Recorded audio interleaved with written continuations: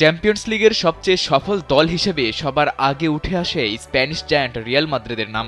সাম্প্রতিক সময়ে ইউরোপের ক্লাব ফুটবলে সবচেয়ে মর্যাদাপূর্ণ এই আসরটিকে নিজেদের প্রতিযোগিতা বানিয়ে ফেলা দলটি অবশ্য এবার পড়েছে মহাবিপদে। চ্যাম্পিয়ন্স লিগের ডিফেন্ডিং চ্যাম্পিয়নরাই এবার রয়েছে চ্যাম্পিয়ন্স লিগ থেকে বাদ পড়ে যাওয়ার শঙ্কায়। বুধবার রাতে লিভারপুলের বিপক্ষে ২-০ গোলে হারতে হয়েছে বর্তমান ইউরোপিয়ান চ্যাম্পিয়ন রিয়াল মাদ্রিদকে। এই হারের পর থেকেই রিয়াল শিবিরে উকি দিচ্ছে শঙ্কার কালো মেঘ।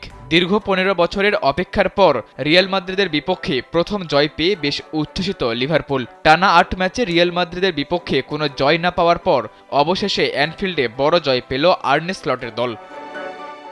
একমাত্র ওয়ালটন এসি দিচ্ছে ১ বছরের রিপ্লেসমেন্ট গ্যারান্টি। ম্যাচে ২ তারকা ফুটবলার কিলিয়ান এমবাপ্পে এবং মোহাম্মদ সালাহ পেনাল্টি মিস করেন। প্রথমে রিয়ালের এমবাপ্পের পেনাল্টি ঠেকিয়ে দেন লিভারপুল গোলরক্ষক কাউইমিন কেলেহার। এর কয়েক মিনিট পর সালার শট গোলপোস্টের বাইরে দিয়ে চলে যায়। সালার মিস তেমন কোনো প্রভাব ফেলেনি, কারণ লিভারপুল তখনই ১-০ গোলে এগিয়ে ছিল। তবে এমবাপ্পের পেনাল্টি মিস রিয়াল মাদ্রিদের জন্য বড় ধাক্কা হয়ে দাঁড়ায়।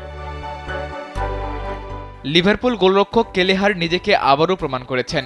অলরেডদের সাবেক কোচ জার্গেন ক্লপ, যাকে একসময় বিশ্বের সেরা নম্বর ২ গোলরক্ষক বলেছিলেন, তিনি গুরুত্বপূর্ণ সময়ে দলের ভরসা হয়ে উঠেছেন। এমবাপ্পের পেনাল্টি ঠেকানোর পাশাপাশি ম্যাচে বেশ কিছু দুর্দান্ত সেভ করে লিভারপুলের জয় নিশ্চিত করেন। ম্যাচ শেষে লিভারপুল কোচ আর্নে স্লট বলেন, রিয়াল মাদ্রিদের বিপক্ষে জয় বিশেষ কিছু। তারা লিভারপুলের জন্য বছরের পর বছর একটা বড় বাধা হয়েছিল। এই জয় ক্লাবটির আত্মবিশ্বাস বাড়াবে। এদিকে ৩টি পরাজয়ের কারণে রিয়াল মাদ্রিদ এখন প্লে অফ পর্বে যোগ্যতা অর্জনের জন্য শেষ ম্যাচে আটলান্টার বিপক্ষে লড়তে হবে। ক্লাবের বাজে ফর্মের সাথে প্লে অফে খেলায় কঠিন সমীকরণের সামনে দাঁড়িয়েছে রিয়াল মাদ্রিদ। সাদাতুর রাফি, কালবেলা।